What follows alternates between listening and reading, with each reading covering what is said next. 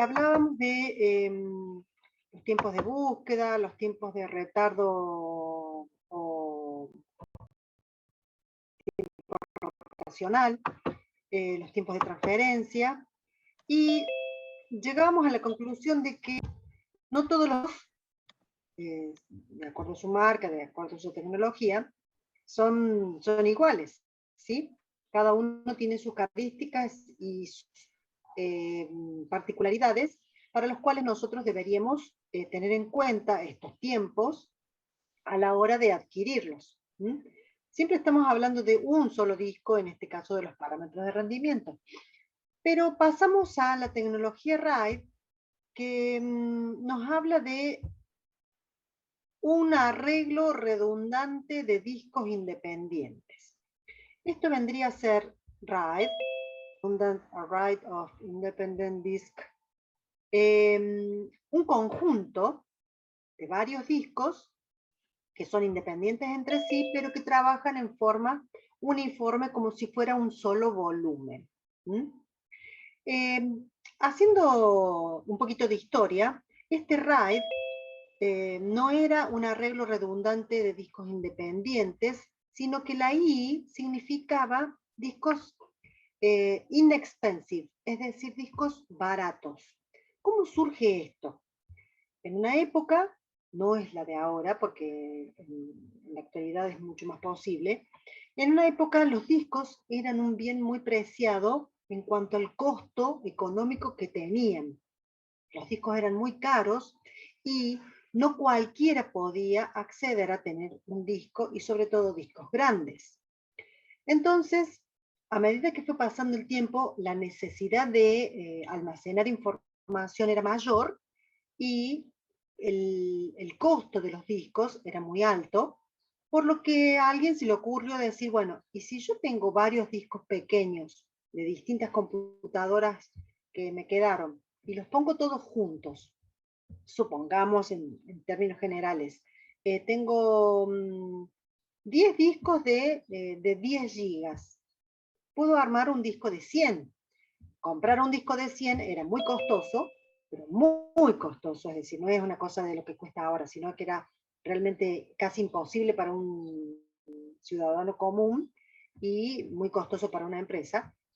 Pensaron, si yo tengo 10 discos pequeños y los pongo todos juntos, yo tendría un disco de 100, es decir, un conjunto de información para 100 megas. Megas, gigas, dije, no me acuerdo si dije megas o gigas, para el caso es lo mismo.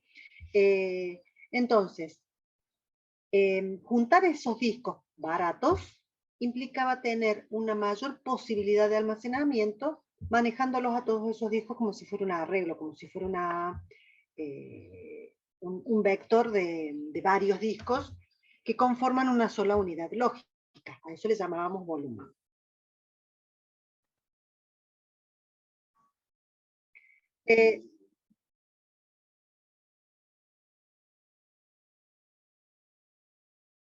Sí, sería algo similar. Lo que pasa es que lo que vos estás planteando desde el punto de vista del software, y el RAID es un conjunto de discos físicos, ¿sí? Entonces,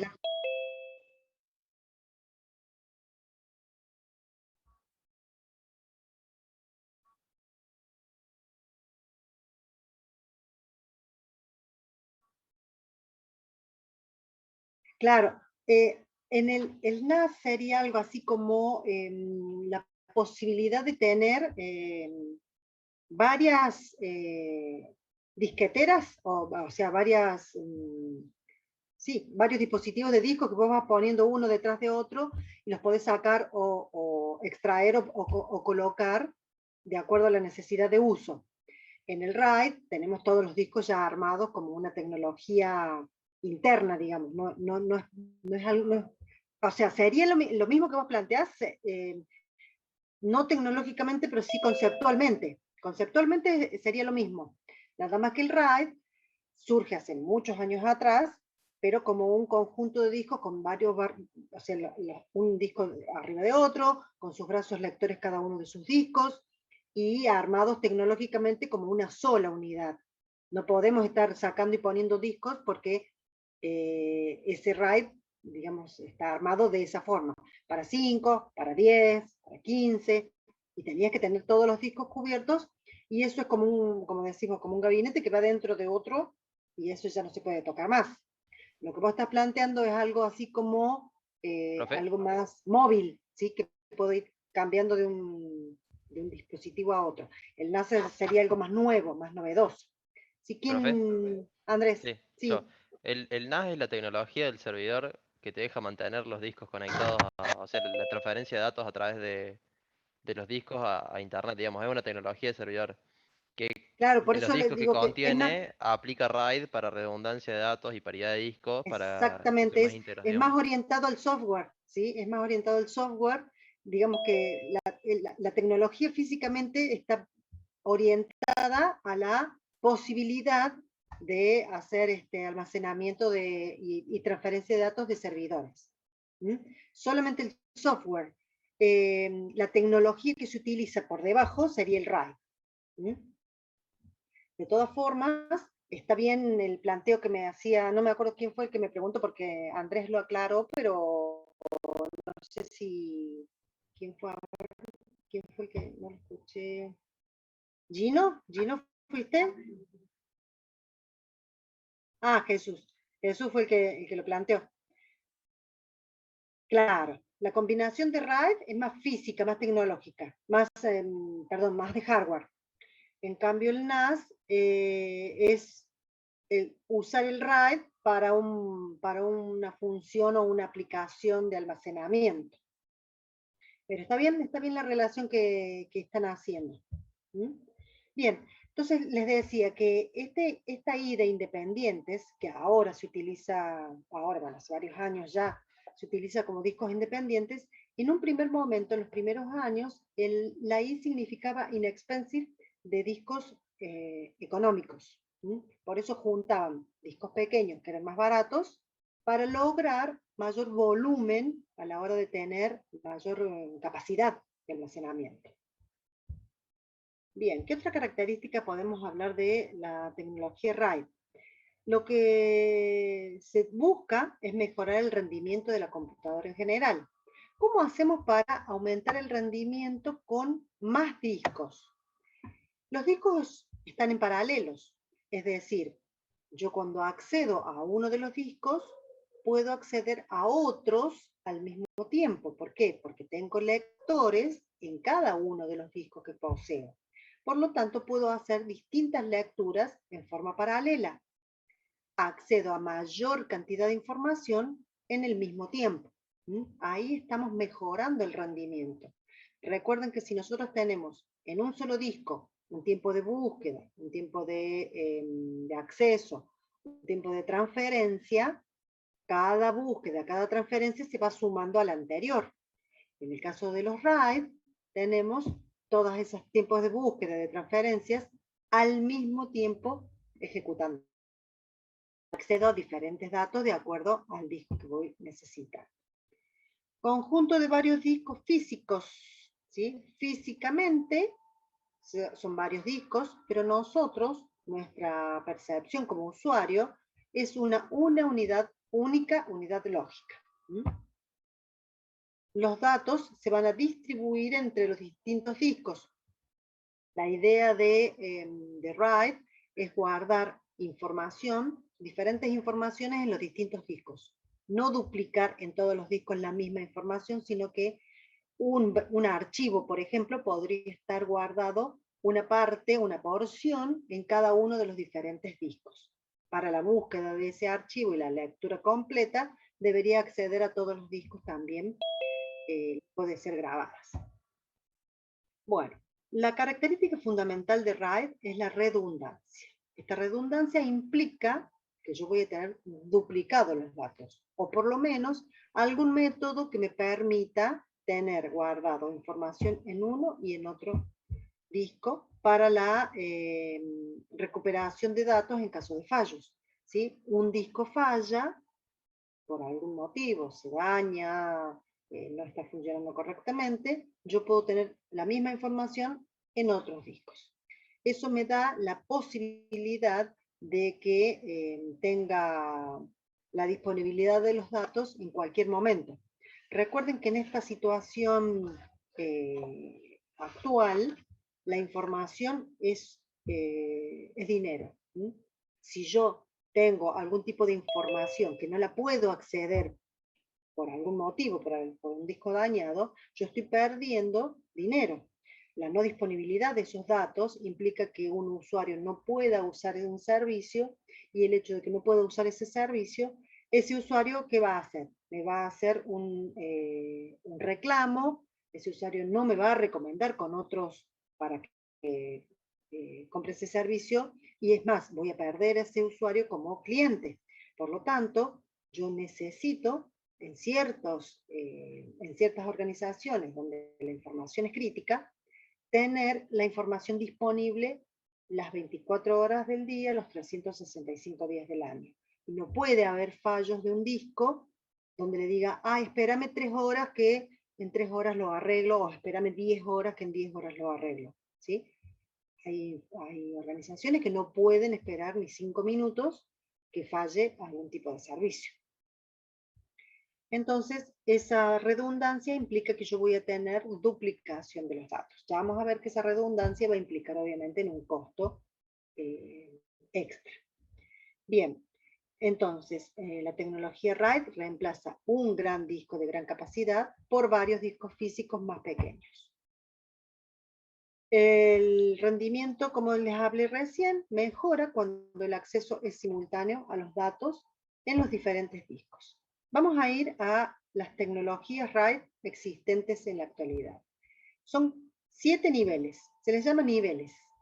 RAID 0, 1, 2, 3, 4, 5 y 6.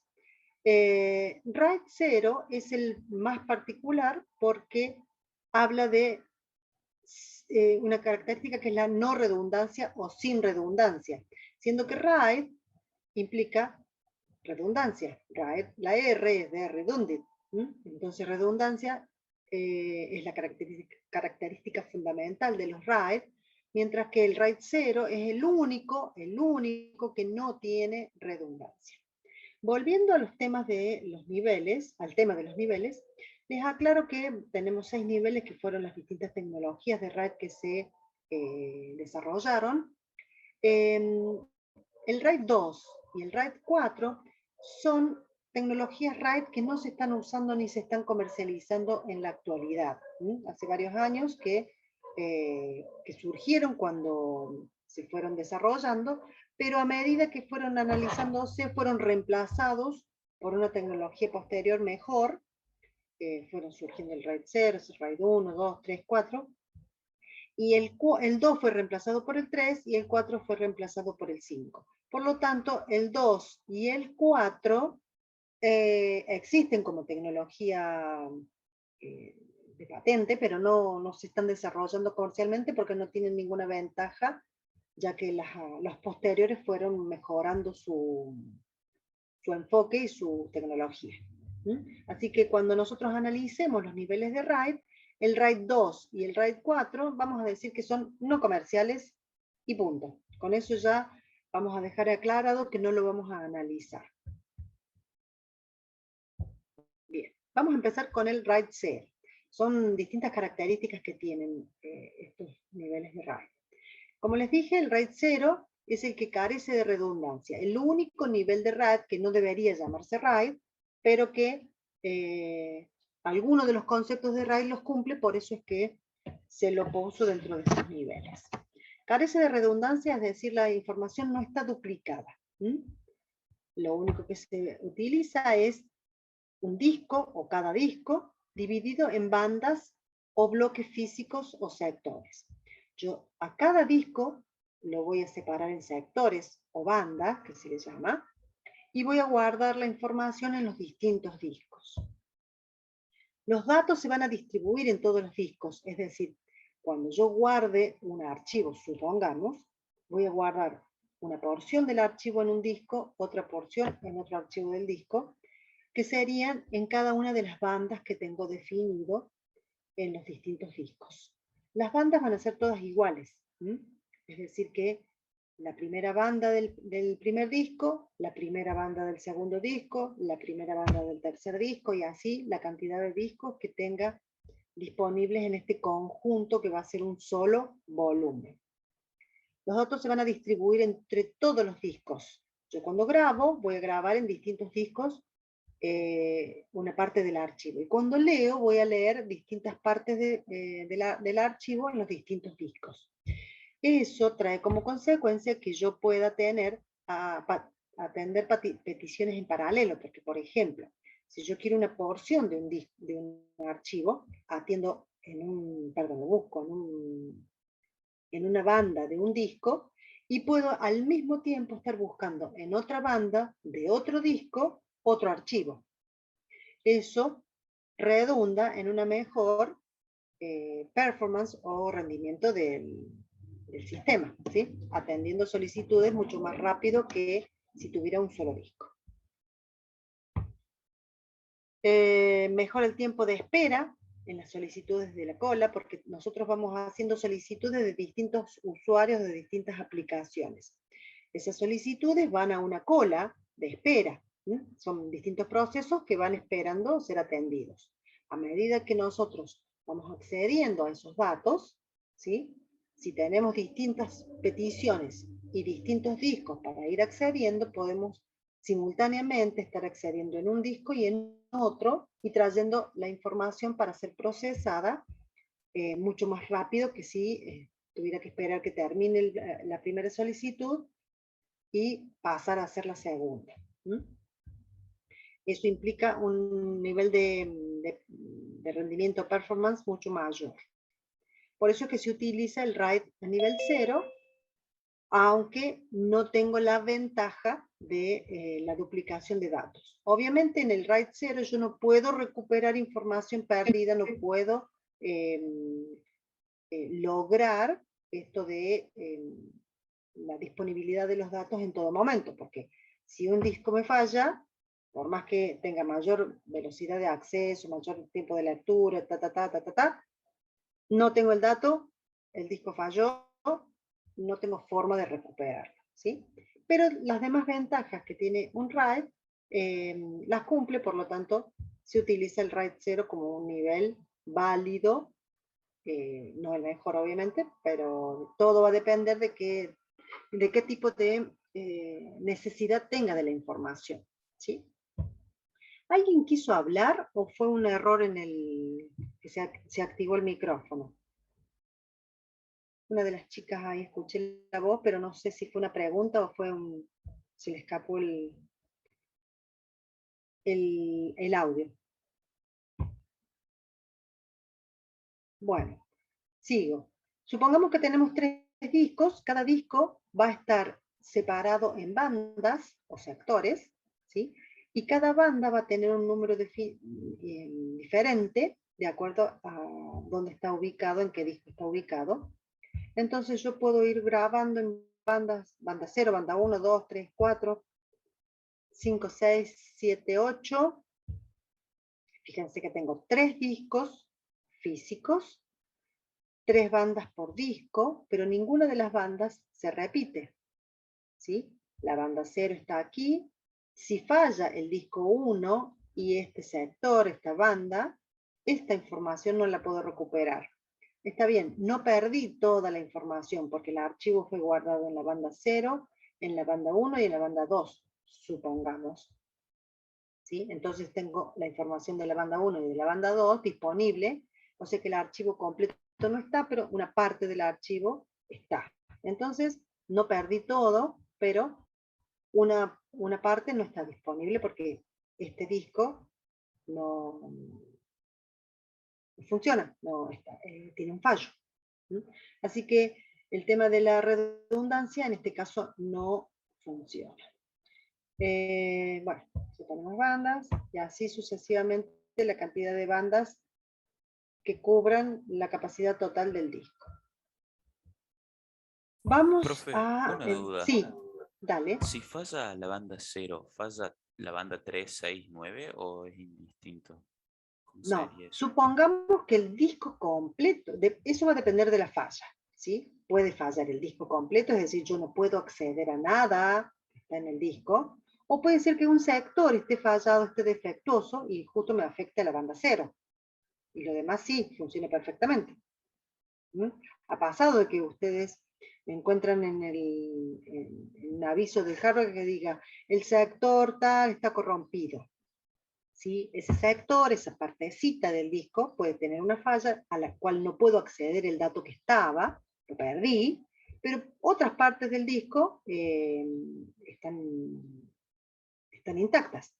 Entonces, ¿qué hace sobre todo el desfragmentador de disco? Lo que hace es tratar de recuperar toda la información cercana a ese sector, la mueve a otro sector para que todo ese sector que está con errores o defectos no afecte a el resto de la información. Entonces, en este caso, supongamos que fuese solamente la banda cero, se perdería esta información y el resto sigue funcionando normalmente. ¿Mm? Lo que debería hacer es correr algún tipo de software que pueda recuperar esa información y guardarla en una banda diferente, digamos, que no sea la 0, sino la 12, por ejemplo. Entonces, saber que toda la información que decía banda 0, ponerla en la banda 12. Y ya está, eso sería suficiente. Pero también puede ser que el disco falle completamente. Se haya roto el disco completo, entonces ahí obviamente perdí todas las bandas de este disco. Debería reemplazarlo por uno nuevo. El tema está es qué información tenía en este disco. ¿Sí? Quizás haya alguna forma de recuperarlo o lamentablemente tenga que trabajar con la información incompleta de las otras dos discos que sí tienen la otra parte de la información. Francisco, vos De eras el 10, que profe. preguntaste, ¿sí? Sí, ahí entendí. Gracias. Dale. Vamos al RAID 1. El RAID 1 implica que voy a tener nivel de redundancia, ¿sí? Acá ya empezamos con duplicación de todos los datos. Esto implica que yo voy a tener... Un segundo.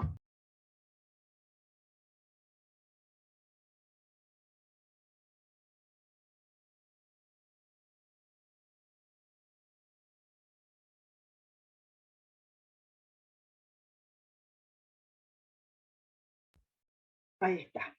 Esto implica que yo voy a tener una banda lógica, o sea, la información que va a ir en una banda lógica, se va a grabar en dos discos físicos, independientes. Así como nosotros recién teníamos 3 discos, hagamos de cuenta que acá tenemos 2, nada más. Un segundito que me voy a poner... Tenemos 2 discos nada más para trabajar más simplemente. Después les vamos a duplicar en cuanto a la cantidad. La vamos a cambiar la cantidad de discos. Espero que no nos aparece un grafiquito. Ay, no, ahí está. Vamos al grafiquito. Trabaja con discos que se les llaman espejo. Es decir, tengo un disco y tengo otro disco que va a guardar la misma información que el disco 1. Por eso se dice que es un disco espejo.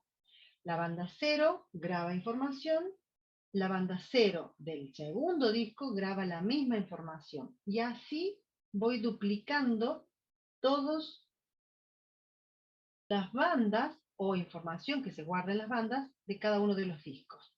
Para esto yo tengo que tener 2 discos por cada cantidad de información que voy a ir guardando.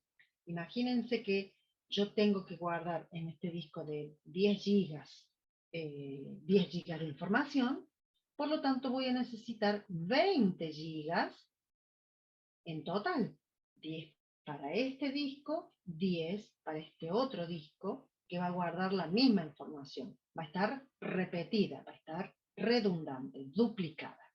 ¿Sí?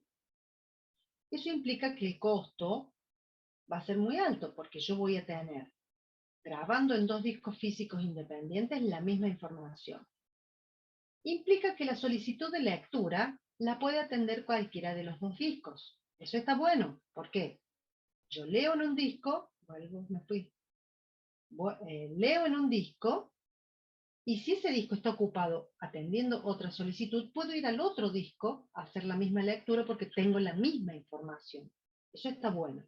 Ahora bien, cada solicitud de escritura se debe actualizar en ambos discos y en paralelo, es decir, en el momento que voy a guardar información, guardo en un disco y al mismo tiempo debo guardar en el otro disco para tener guardada, actualizada la información. ¿Sí? Entonces, hay mucha facilidad y rapidez en la recuperación de un fallo de un disco, porque si falla un disco tengo el otro, pero la desventaja es ese alto costo. ¿Qué sería el alto costo para ustedes? ¿Qué les parece que es este alto El costo? almacenamiento. Exactamente. El almacenamiento implica alto costo porque yo tengo que tener 2 discos físicos para guardar un solo disco de datos. ¿Mm? La aplicación generalmente que se hace para nivel 1 de RAID es para almacenar el sistema operativo. Ustedes saben que nosotros guardamos el sistema operativo en una unidad y generalmente tenemos otra unidad donde tenemos el sistema operativo de nuevo guardado para, en caso de fallos, tener todo el software almacenado sin que provoque alguna pérdida. Si se daña uno de los datos, yo tengo todo el sistema operativo cargado en otra unidad. ¿Sí? Generalmente hacemos eso. ¿Mm? También se usa para datos críticos, para datos que sean importantes que pueden tener que ver con algún tipo de datos online que una empresa o una organización necesita sí o sí en todo momento, entonces yo voy guardando todo duplicado. Todos los datos críticos son los que utilizan generalmente RAID de nivel 1. Cuando nosotros perdemos información, implica que no le estamos dando un buen servicio a un cliente y ese cliente puede provocar que lo perdamos y que nos haga mala fama, nos haga mala prensa. Entonces también puede implicar pérdida de otros clientes. O una demanda, ¿Cómo? o una demanda también. O una demanda también, porque depende del servicio que yo le estoy brindando, ¿no? Lucas, ¿sí? Depende de qué es lo que yo firmé, que yo le asegure que iba a tener. O proveedor de datos, de servicios de datos. Bien, entonces, ¿se entendió el concepto de RAID 0? Yo tengo un disco que se va a duplicar en otro disco espejo. Pero puedo tener otro disco 2, que va a tener otra banda, y un espejo del disco 2. Y otro disco 3 con otro espejo del disco 3. Por lo tanto, la cantidad de discos que yo voy a tener va a ser un número y ese mismo número va a ser el disco espejo que voy a tener. Cuando yo quiero guardar información, supongamos, en cada uno de estos discos me cabe 20 gigas.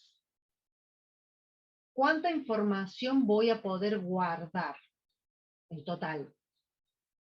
Según este gráfico, perdón, se me fue la pantalla, me apareció. 60 gigas. Ay, esperen que se me fue la pantalla. ¿Qué pasó acá? ¿Quién habló, Caro? No, Cintia. Tengo 60 gigas de volumen de capacidad. Pero ¿cuánta información real voy a poder guardar? Con RAID 1, 30 gigas. Exacto, Andrés. ¿Sí? ¿Por qué? Porque yo voy a tener 60, Cintia, en total. Pero, estoy avanzando, no llego al RAID 1.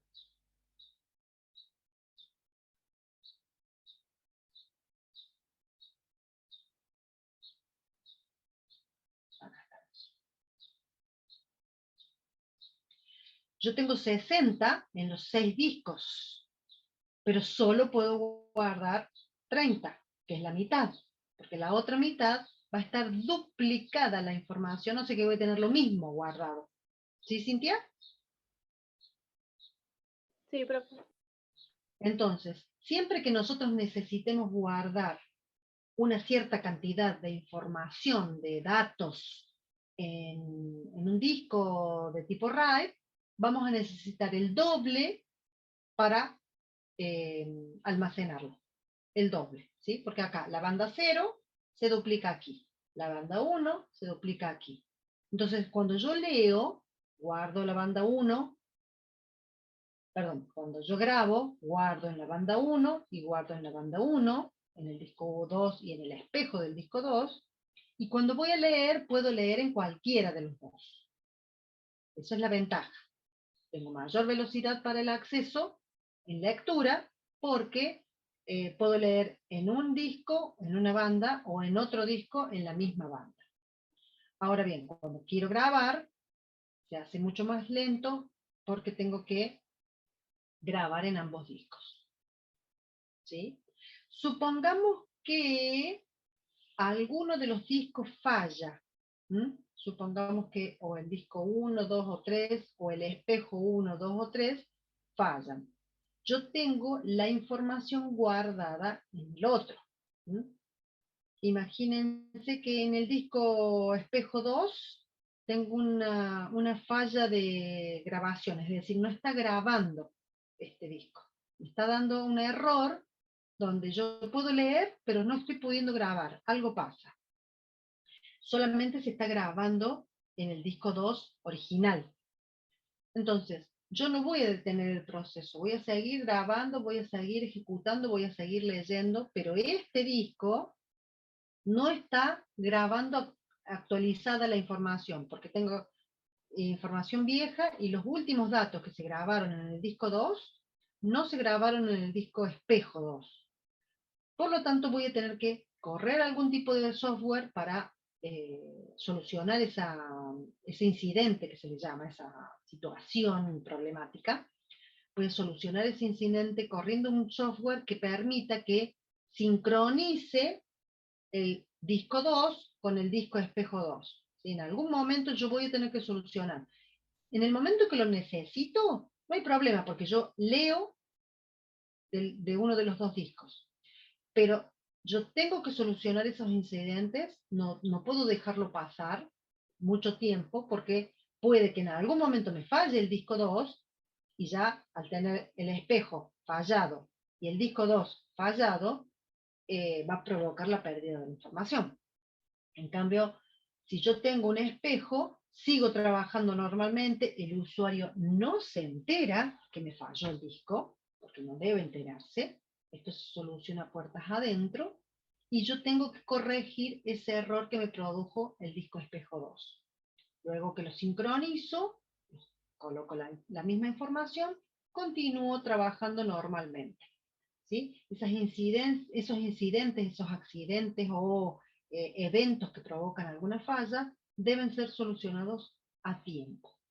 Es decir, que no deberíamos tener mucho tiempo un problema en alguno de los discos, porque eso implica que nosotros nos acostumbramos a que está trabajando con error, total tengo el otro disco, y en algún momento se rompe el disco original y sonamos porque ya no tenemos ninguno de los dos.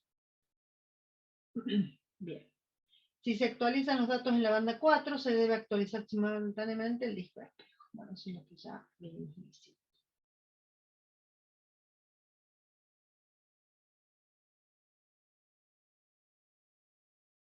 Bien. Vamos a RAID nivel 3. Fíjense que saltamos del 1 al 3. El 2 directamente lo obviamos. Paridad intercalada a nivel de bits. ¿Cómo es esto? Los datos se dividen en bandas muy pequeñas. Las bandas o sectores son un byte o una palabra. Por lo tanto, va a haber un solo disco redundante. Vamos a ver cómo es esto. A ver si está el gráfico acá, o lo tengo... sí, pongo los gráficos de después en vez de ponerlo adelante, que me gusta más explicarlo. Bien, las bandas son muy pequeñas. ¿Vieron que en el gráfico anterior teníamos bandas como sectores gruesos así? Bueno, ahora las bandas van a ser muy pequeñitas que van a contener solamente un byte o una palabra. Se va a utilizar un solo disco redundante que va a contener un bit de paridad. ¿M? Y ya vamos a ver un poquito de qué se trata esto. Fíjense. Yo voy a guardar en cada banda, que acá está grande, pero sería muy, muy, muy chiquitita, la información del disco 1, la información para el disco 2, la información para el disco 3, y un cuarto disco, que es el que va a tener la redundancia, que no va a ser la información, la misma información duplicada, sino que va a tener un bit de paridad de acuerdo a la información que tiene el disco 1, el disco 2 y el disco 3. Se aplica un algoritmo donde hacemos un cálculo y va a dar tantos unos y ceros de acuerdo a la información que tenga la banda 0, la banda 1 y la banda 2 del disco 1, del disco 2 y del disco 3. Entonces, se aplica ese algoritmo y se guarda la información en el disco de paridad. Si nosotros leemos el disco 1 o el 2 o el 3 y cuando aplicamos la lectura del disco de paridad no me coincide con el código que debería tener, de acuerdo al algoritmo que se aplica, ahí está surgiendo un error en los discos y directamente se avisa que la información es errónea. Si no hay ningún tipo de problemas con el bit de paridad, me doy cuenta de que está todo bien y leo los datos correctamente. Vamos a ver para atrás las características. Solamente un disco redundante, es decir, yo voy a necesitar para 3 discos, 4. Para 5 discos, 6. Para 8 discos, 9. Es decir, para esa cantidad de información que ocupan 8 discos, voy a necesitar uno más para el bit de paridad. Simplemente el acceso paralelo para cada solicitud de entrada-salida, es decir que yo tengo para cada disco un brazo que va leyendo y ese brazo lector puede acceder al mismo tiempo en los distintos discos. Entonces, aumenta el rendimiento. ¿Por qué? Porque la velocidad es duplicada, triplicada, cuadruplicada de acuerdo a la cantidad de discos que tenga. Se puede ejecutar una petición de entrada-salida por vez. Es decir, yo leo una sola petición, ¿sí? Que es de un proceso en particular, por vez. ¿Por qué? Porque como yo tengo que verificar el bit de paridad, leo esa petición, puedo acceder a varios sectores del disco, donde voy a tener distintas palabras, distintas partes de lo que se está solicitando, y tengo que acceder al disco redundante para comprobar que el dato sea correcto. Entonces, es una desventaja, tiene bajo rendimiento en los sistemas orientados a transacciones, es decir que las transacciones no serían lo más óptimo para los discos de tipo nivel 3, ¿m? Y la desventaja también se produce un cuello de botella en el disco de paridad, porque lea en el primero, lea en el segundo, lea en el tercero, siempre tengo que leer en el disco que contiene la paridad. Por lo tanto, allí se produce el cuello de botella de todas las lecturas para verificar. Entonces, lo que sacamos como conclusión hasta acá... ¿Podrías repetir esa parte? Bueno, vuelvo a explicarte eso en un segundo, déjame terminar esta idea. Lo que sacamos de conclusión hasta acá con el nivel 3 es que dependiendo de para qué voy a usar yo la información y qué tipo de sistema voy a implementar, es que el nivel de RAID va a ser ventajoso o no ventajoso. Acá decíamos que cada uno de los discos utiliza un disco extra como bit de paridad, ¿sí? Ahí guardamos los datos en el primer disco, los datos en el segundo, datos en el tercero, y el bit de paridad en el cuarto disco. Supongamos que son 4. El acceso paralelo para cada solicitud de entrada-salida es correcto, ¿sí? Yo puedo entrar a 4 discos al mismo tiempo. Pero la petición que puede atender es de a un solo proceso, porque ese proceso va a pedir algún dato que va a estar desparramado en los distintos discos. Para poder leerlos a los 3, yo tengo que leer además el cuarto, que es el bit de paridad, que va a ser el que va a indicar si los datos que leí son correctos o no. Ese bit de paridad siempre lo tengo que estar leyendo para corroborar de que los datos que estoy accediendo en los demás discos son correctos. ¿Sí? Entonces, esa petición va a ser de un proceso por vez. Es lento el acceso, pero tengo seguridad de que todo lo que estoy leyendo es correcto.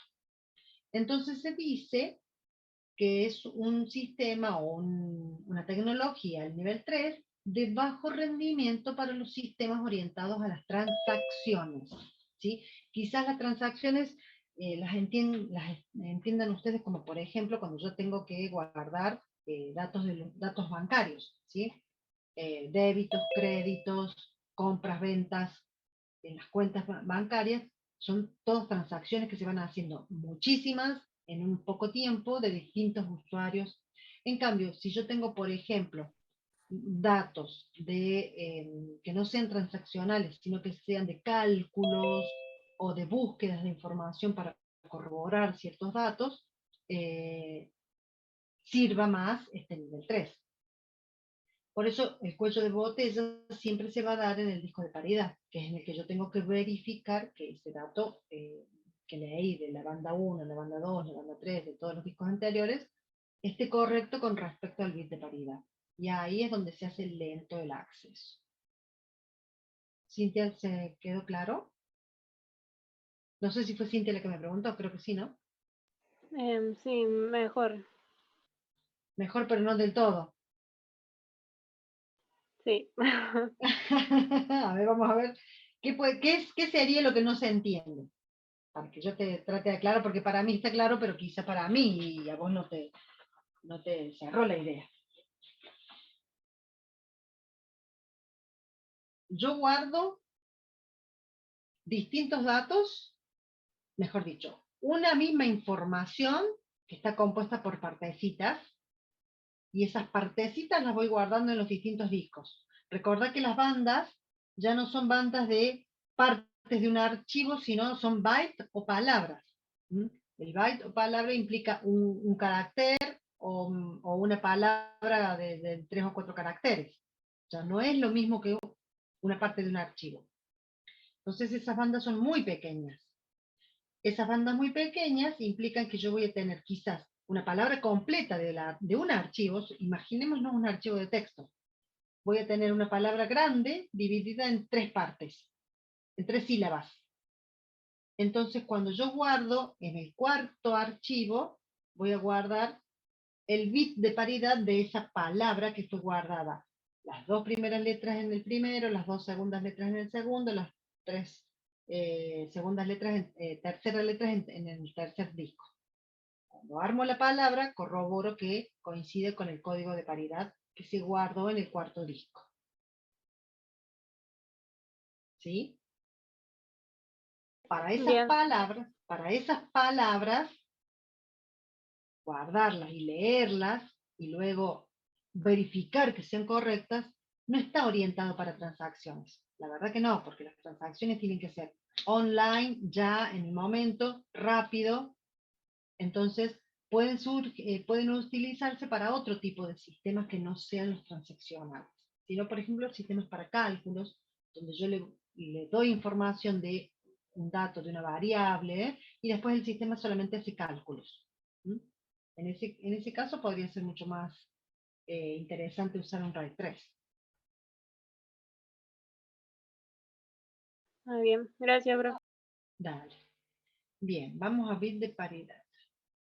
¿Cómo funciona esto? Fíjense. Tengo un 1 aquí, un 1 aquí y un 1 aquí en el disco 3. Disco 1, disco 2, disco 3. El bit de paridad que guardo es el 1, porque de acuerdo al algoritmo que utilicé, me da que tengo que sumar supongamos, sumar los unos. 1 más 1, 2, más 1, 3. Como es un número impar, guardo el 1. Para el segundo caso es 1, 0, 1. Como se me da un número par, pongo un 0. Y así sucesivamente serían los cálculos. Cada vez que guardo un 1, par es un 0. Y si es impar, guardo un 1. Supongamos que ese es mi algoritmo. Entonces voy guardando cada uno de los algoritmos, cada uno de los datos que me da el cálculo del algoritmo. Cuando en alguno de los casos tengo un 0, guardo ceros, y cuando me da número impar de unos, pongo un 1.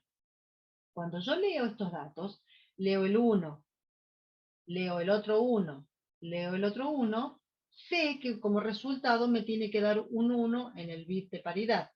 Si no me diera 1, estoy ante un error en los datos cargados aquí. Entonces ahí yo ya puedo desconfiar de que la información que guarde sea la correcta. Debo encontrar otro método o buscar de analizar qué pasó en esa situación. Por eso les digo que son orientados no a transacciones, sino a sistemas más online que hagan cálculos o algún tipo de control numérico, etc.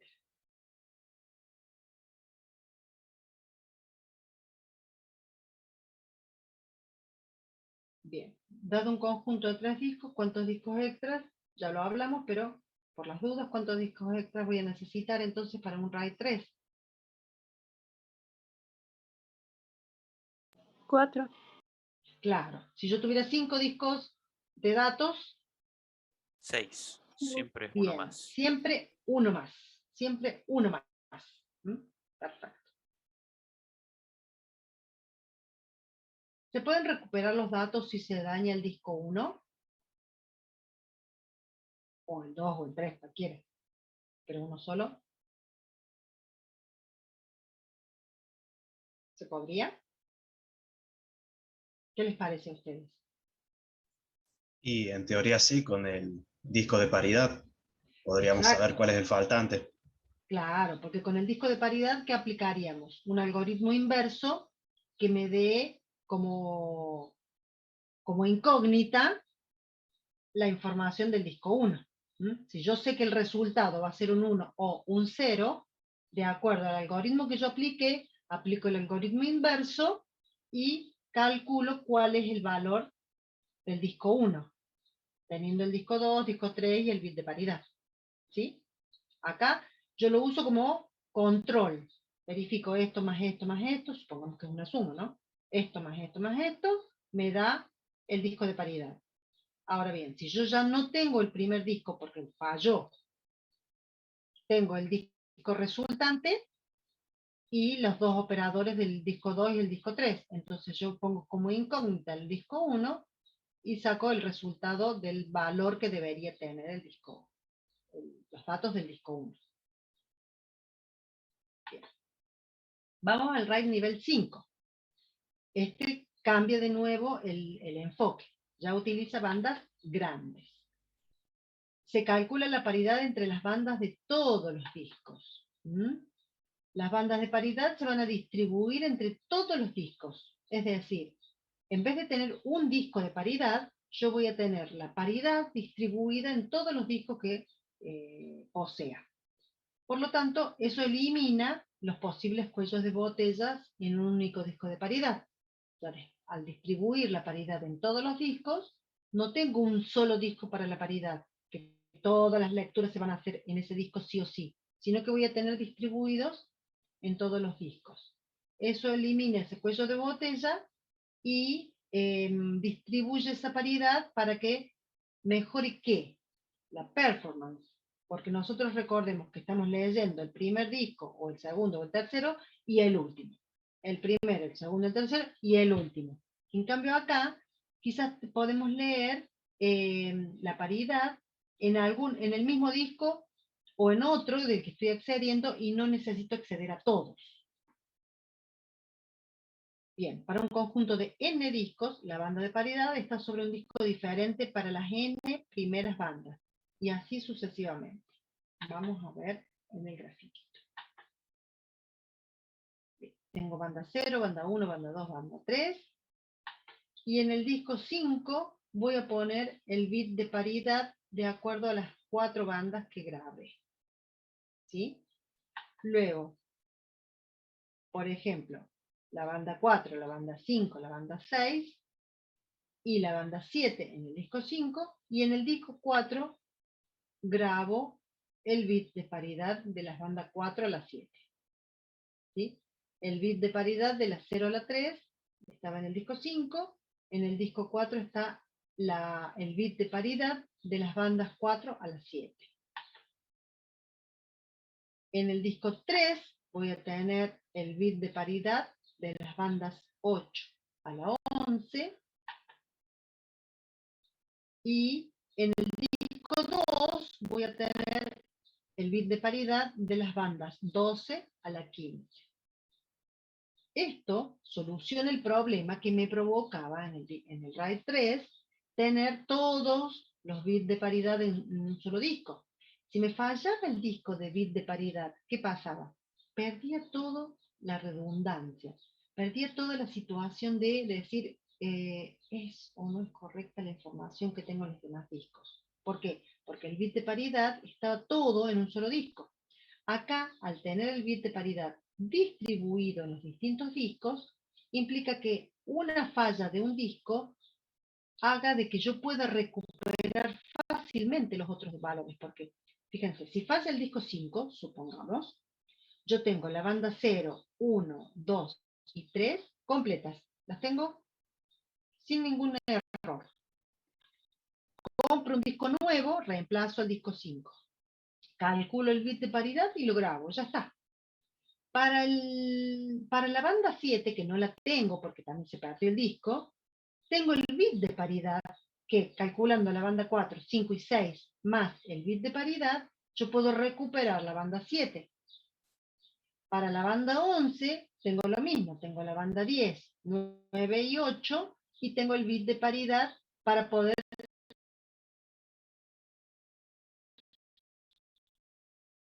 discos que falle, al estar distribuidas las bandas de datos y el bit de paridad, puedo recuperar esa información fácilmente.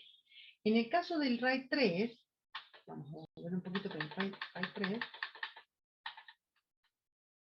si me fallaba el disco de paridad, automáticamente tenía que sí o sí reemplazarlo por otro, porque toda la paridad estaba en ese disco. Tenía que hacer el cálculo de nuevo de todos los datos, con la salvedad de que quizás no era correcto y no lo iba a saber, porque no tenía el disco de paridad habilitado. Bien, a ver, ¿hay alguna pregunta en el chat? Profe, ¿siempre van a ser en ese orden? O sea, el bit de paridad va a estar desde el último desde el primero del último No, hasta... no, el orden es a los efectos del gráfico nada más. El orden lo va a decidir el sistema operativo, ¿sí? Puede que quizás la banda 0 empiece en el disco 2 y acá está el bit de paridad, en el disco 1. O sea que el orden no es determinante.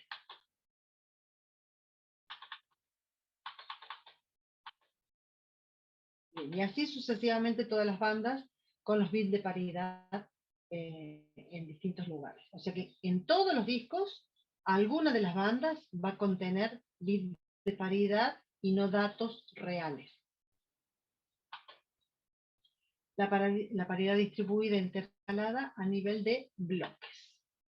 A nivel de bloque de disco, o sea que sería un K o 2K o 4K, dependiendo del tamaño del bloque. ¿Cuántos discos extras se necesitan para implementar RAID 5? Ninguno, profe, porque se están No, grabando los discos que ya están.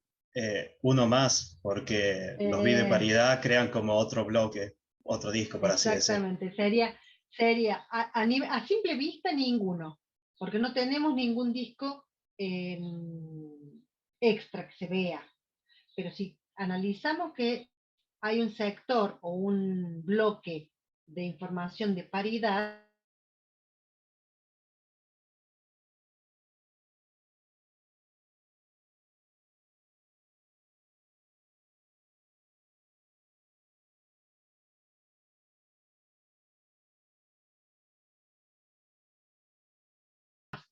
y los dos estarían bien. Vamos al RAID 6. También utiliza bandas grandes. Acá se van a realizar dos cálculos diferentes de paridad, y las bandas de paridad se van a distribuir entre todos los discos. Es decir que se requieren dos discos más que el total del conjunto de discos del usuario. O sea, en el caso anterior era un solo bit de paridad el que grabábamos, por lo tanto un disco más en líneas generales. En el RAID 6 necesitamos dos discos más porque va a haber dos cálculos de paridad para asegurarnos la disponibilidad de los datos. Cada escritura afecta a dos bloques de paridad, es decir, yo grabo el disco con el dato, grabo el bit de paridad y grabo el otro bit de paridad, es decir, grabo tres veces. Por un lado el dato, por el otro lado el bit de paridad y por el otro lado el segundo bit de paridad. En realidad que le digo bit, pero sería un bloque en este caso, ¿no? Por eso cuando vamos a grabar bloques de paridad, cada escritura, digamos, tiene una penalización, es decir, se trata de no grabar todo el tiempo, sino esperar a que haya cálculos complejos donde sea necesario grabar en el disco. ¿Mm? Se mantiene más, digamos, toda la información en RAM, cuando es necesario recién hacer esa grabación en disco.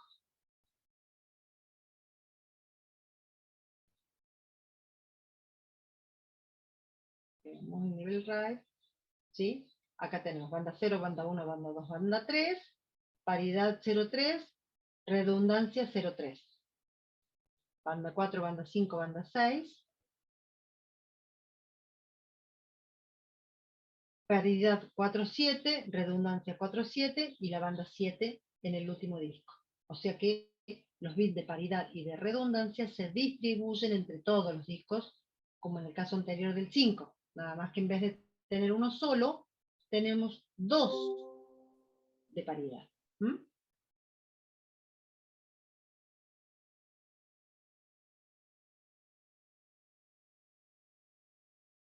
Por lo tanto, en el mismo caso anterior, en vez de tener 5 discos, vamos a tener 6. Dos más. ¿Se entendió hasta acá? Sí, profe, se entiende. Claro. Ese bit de paridad va a tener toda la información de una banda, profe. Genaro no tiene toda la información. Tiene un dato que aplicando un algoritmo me da el contenido de los datos del anterior. Recuerden que los bits de paridad, ¿ustedes vieron bits de paridad en arquitectura o en matemática discreta? No me acuerdo cuál de los dos. ¿Arquitectura sería? Sí, en ACO. En ACO. Bien, ustedes saben que el bit de paridad no implica que tengo la información reflejada de los datos anteriores, sino que el bit de paridad es un resultante de una operación o algoritmo que ejecuté con los datos anteriores. Por lo tanto, por ejemplo, como yo les dije recién, supongamos que mi algoritmo es una suma. Yo digo que un 1 más un 1 más un 1 me da 3. 3 es un número impar. Por lo tanto, cuando es un número impar, grabo un 1. Y si tengo 1 más 1 más 0, tengo un 2. Como es un número impar, grabo no sé si dije 0 o 1, pero grabo el otro número. Entonces, es el cálculo que yo hago con los datos y obtengo un resultado. Y ese resultado es lo que grabo como bit de paridad. ¿Está claro? No grabo toda la información, sino la resultante de una operación. Está generado bien, bien. Pero si vamos a conceptualmente, sí, tendría toda la información, porque como yo tengo ese algoritmo, yo ya sé que esto más esto más esto más esto me da un resultado, ese resultado lo tengo, por lo tanto, como les dije recién, podría tener la incógnita de uno de los términos de ese cálculo, y podría recuperarlo a ese dato. Si ya me faltan 2 datos, va a ser más difícil recuperar, porque con 2 incógnitas no puedo saber cuál de los valores voy a tener, sino que voy a tener una posibilidad de datos. Al tener 2 valores, yo podría tener un 1, un 0, un 0, un 1, un 1 y un 1, un 0, un 0. Entonces ahí yo tengo 4 posibilidades diferentes para cuando tengo un bit de paridad y tengo 2 valores que no los conozco.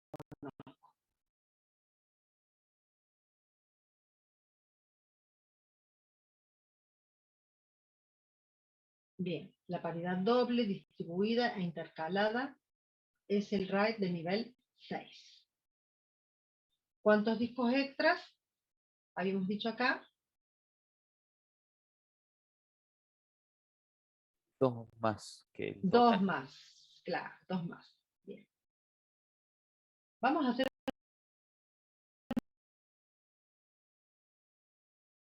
una empresa posee un conjunto formado por 6 discos de 1 terabyte de capacidad cada uno. Es decir, hay un conjunto de discos de 1 terabyte cada uno.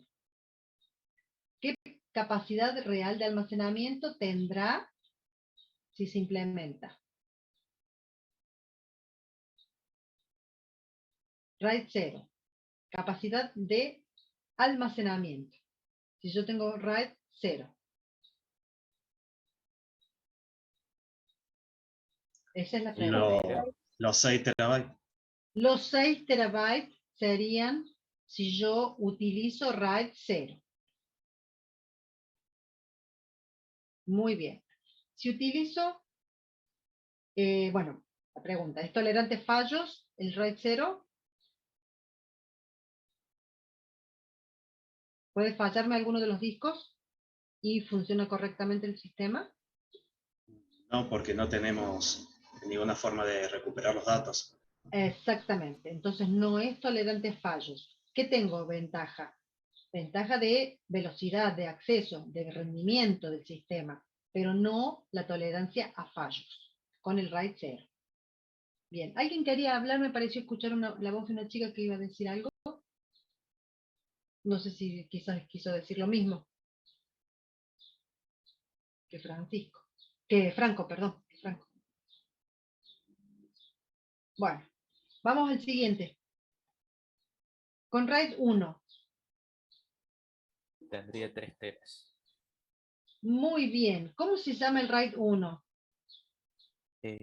Discos espejos. Discos espejos. Los discos espejos implican que yo tengo 2 discos para guardar uno de información. Por lo tanto, si tengo 6 discos, solamente podría guardar la mitad, porque la otra mitad es duplicado. Muy bien. ¿Es tolerante a fallos?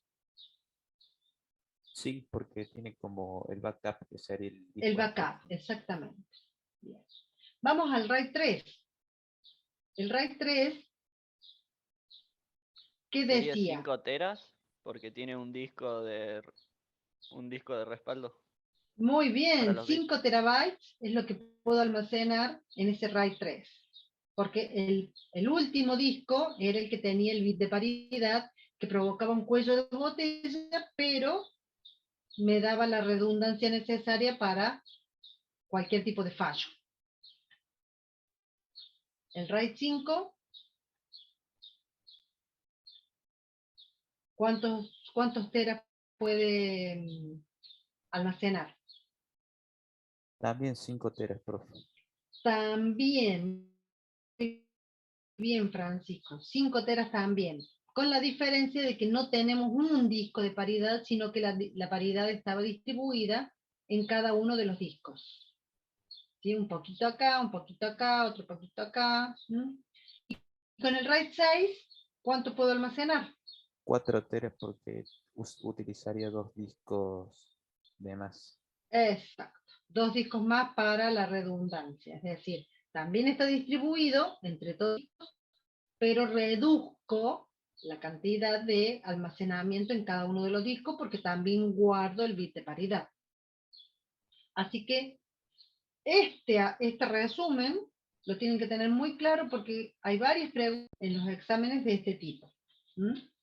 Para que sepan, digamos, cuál es el que usa uno, cuál es el que usa uno más, el que usa dos más, el que usa toda la mitad, el que no usa, ¿sí? La diferencia entre los RAID 0, 1, 3, 5 y 6, hay que entenderla para poder responder fácilmente las preguntas. Vamos a caché de disco. La caché de disco es un concepto que se utiliza con una memoria intermedia, que está ubicada en la memoria principal, ¿sí? La caché de disco es un buffer o memoria intermedia. La palabra buffer o memoria intermedia son sinónimos, que está ubicada en la memoria principal, la cual contiene una copia de los últimos bloques leídos del disco, ¿sí? Cuando nosotros hablamos del buffer o de la caché de disco, lo que hacemos es guardar en la misma memoria principal un sector que guarda los últimos bloques utilizados, porque se supone que pueden ser vueltos a utilizar. Entonces, en caché de disco están los últimos bloques leídos. Consideraciones sobre esto de la caché de disco. Para las solicitudes de entrada-salida, es decir, para lectura-escritura, se realiza desde la caché a la memoria asignada al proceso del usuario. Es decir, cuando nosotros leemos solicitudes de entrada-salida, sacamos de la caché y la pasamos a la memoria asignada al proceso. Se satisface directamente desde la caché utilizando la capacidad de memoria compartida. ¿Por qué? Porque nosotros tenemos en la memoria del sistema operativo una parte y decimos, bueno, la pasamos al proceso de usuario. Lo que vimos de buffers de entrada-salida, las distintas técnicas que utilizamos de memoria circular, memoria de 2 buffers, de 4 buffers, de 3 buffers, así, etc. Sería eso lo que vamos analizando, ¿no? ¿Cuál es la estrategia de reemplazo? Porque decimos, bueno, ¿cómo sabemos qué bloques van a quedar en la memoria caché para ser los últimos? ¿Solamente por el hecho de ser los últimos los dejamos o utilizamos alguna estrategia, algún algoritmo que permite elegir cuáles sí y cuáles no? Bien, hay 3 formas. El LRU, que sería List Recently Used, se reemplaza el bloque que estuvo en la caché más tiempo sin ser accedido. Es decir, el más viejo, que no se lo ha leído, es el que sacamos para poner un bloque nuevo. Un bloque leído, perdón, el bloque no leído últimamente es el que vamos a sacar. Después tenemos la estrategia LFU, es decir, el bloque con menor cantidad de referencias. Es decir, por más que haga mucho tiempo que no lo leo, pero tiene muchas referencias, lo voy a dejar porque quizás lo voy a seguir usando. Ahora, si tengo un bloque con 2 referencias y otro bloque con una referencia, voy a sacar el que tiene una referencia y voy a dejar el que tiene 2 referencias. Las referencias serían lecturas. Porque asumo de que como se leyó más veces, se lo puede seguir accediendo y leyendo. ¿Sí? Y el otro reemplazo, el otro criterio es el de reemplazo basado en la frecuencia. Es decir, el tiempo que estuvo usándose. Sí. No, yo le quería decir que me tengo que retirar porque tengo que irme. Así Bueno, que ¿pusiste el te digo presente, chao. Lucas? Sí, Sí. al principio. Bueno, dale. Perfecto, Chao. Lucas. No Chao, tendrás profe. problema. Chao. Bien. Políticas de escritura. Cada vez que el bloque se actualice, ¿qué sería? La política de escritura sería cuándo voy a grabar.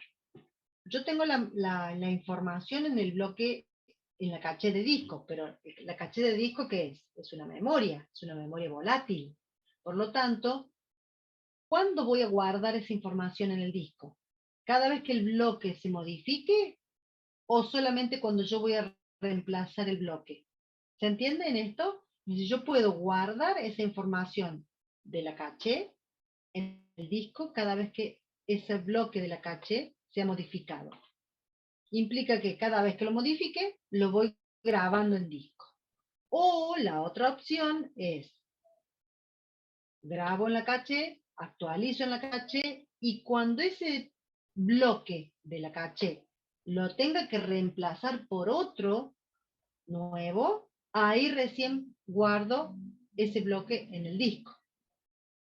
Son dos políticas de escritura. Uno cada vez que se actualice y otro solamente cuando se reemplaza. ¿Se entiende? Cada sistema operativo lo maneja de la forma que considere más apropiada. Bien, terminamos por este lado con entrada-salida. Deberíamos comenzar ahora, acá están las páginas y los capítulos del libro para leer esta información. Deberíamos comenzar ahora con, un poquito, que de compartir, ¿no? Sí. Con la nueva... Ay, no me encuentro la filmina.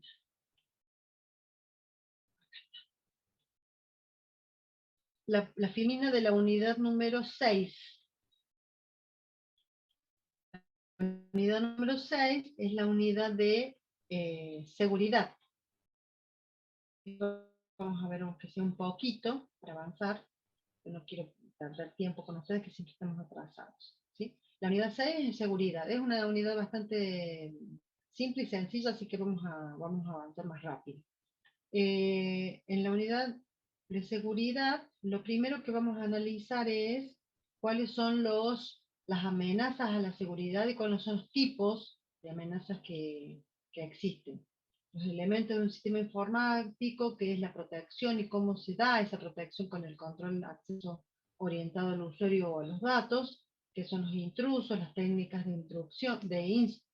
intrusión, la protección de contraseñas, el software malicioso y la detección de usuarios intrusos.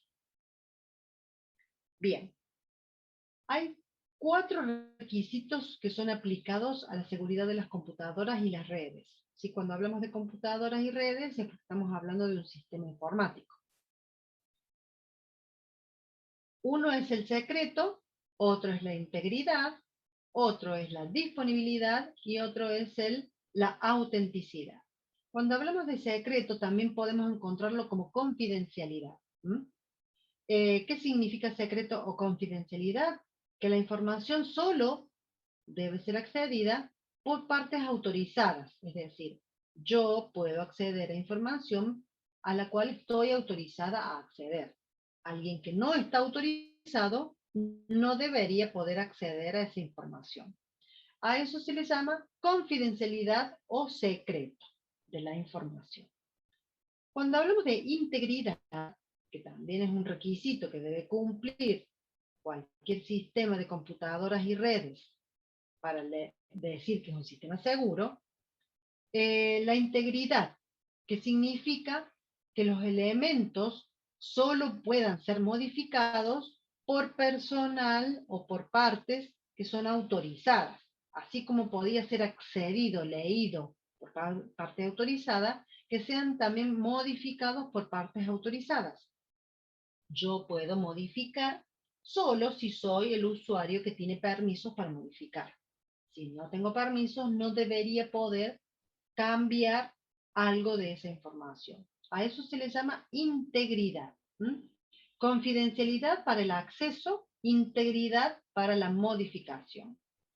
Después tenemos otro requisito que se debe cumplir, que es la disponibilidad. Es decir, los elementos deben estar disponibles para todas las partes autorizadas en el momento en que lo necesiten. Si yo no tengo un dato disponible, ese sistema no es seguro. porque no puedo acceder a algún dato en el momento en que lo necesito. Y luego la autenticidad, es decir, que el sistema debe verificar la identidad de los usuarios que quieren realizar algún tipo de transacción o tarea dentro del sistema. ¿Cuáles son las amenazas a estos requisitos de seguridad? Vimos que, vuelvo un poquito para atrás, los requisitos son 4, debe ser secreto o confidencial, debe ser íntegro, debe ser disponible y debe ser auténtico. Con respecto a los datos, vamos a las amenazas. La primera amenaza es la interrupción. La interrupción destruye un componente del sistema. Por ejemplo, un disco duro, un canal de comunicaciones, un archivo, ¿sí? Yo puedo destruir un archivo o un canal de comunicación o un disco duro y estoy haciendo una interrupción de la seguridad. Luego, la interceptación, es decir, que una parte no autorizada consigue acceso al sistema. Es decir, yo intercepto una forma de entrar no autorizada al sistema. A eso se le llama interceptación. Después tenemos la modificación, es decir, un elemento, sujeto no autorizado, modifica o altera un componente del sistema. Yo puedo modificar sin ser una persona autorizada, entonces ahí estoy modificando la integridad de los datos. Y la otra amenaza es la fabricación o invención, es decir, un elemento no autorizado inserta registros o mensajes en el sistema que no serían reales. Vamos a ver cómo es el tema entonces, esto de la amenaza y el ataque a qué requisito. En una comunicación normal tenemos un origen y un destino, y un mensaje. Cuando tenemos interrupción, puede que haya de un origen un mensaje que sale, pero del destino no se recibe ese mensaje, esa información que se le envió. A eso se le llama interrupción. De alguna forma que lo que sale de aquí no llegue al destino previsto. La interceptación es cuando el mensaje del origen llega al destino, pero en el medio alguien capturó el mensaje y también lo leyó, es decir, también lo accedió. No solo la persona a quien iba dirigido, sino una tercera persona que no estaba autorizada, también accedió a ese dato o mensaje. Después tenemos la modificación, que un mensaje sale hacia un destino, un origen manda hacia un destino, pero en el medio un agente externo lo recibe, lo modifica y lo reenvía para que aparente que el origen lo envió. Y en realidad el que lo envió fue ese tercero. A eso se le llama modificación. La persona no... El destino no recibe el mensaje directamente del origen, sino que lo recibe modificado de un tercero, de un extraño, de un ajeno a los permisos que tiene. Y luego la fabricación, cuando un destino recibe mensajes o datos de un tercero que no vienen de un origen válido, de un origen que tiene permisos de emitir, sino que hace creer de que viene de un origen autorizado y no es así. Entonces a eso se le llama fabricación. En este caso, cuando interceptan y modifican, se le llama modificación. Cuando solamente lo interceptan para leerlo, se llama interceptación. Y cuando se envía y nunca lo reciben, se llama interrupción. A estos ataques, que son interrupción, interceptación, modificación y fabricación, estos ataques afectan a ciertos requisitos, como por ejemplo, la interrupción afecta a la disponibilidad del sistema. ¿Sí? Si yo interrumpo, el sistema no está disponible.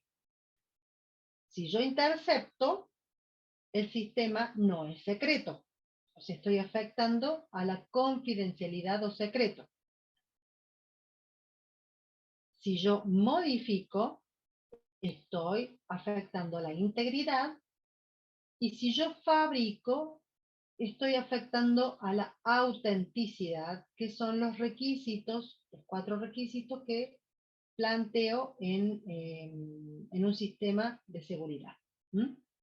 Esto me gustaría que lo revisen un poquito y lo vean en su casa.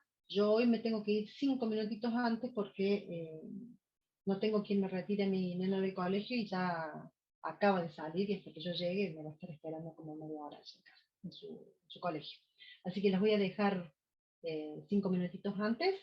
Cualquier cosa, les voy a subir esta filmina para que la tengan ya completa para la clase que viene. Nos estaríamos viendo la clase que viene, ¿sí? Bien. ¿Estamos en contacto? Cualquier cosa, mándenme un mail o a través de Andrés, los mensajitos por el WhatsApp. Chau, chau, chicos. Los dejo. Chao, profe, nos vemos, suerte. Nos vemos, nos vemos.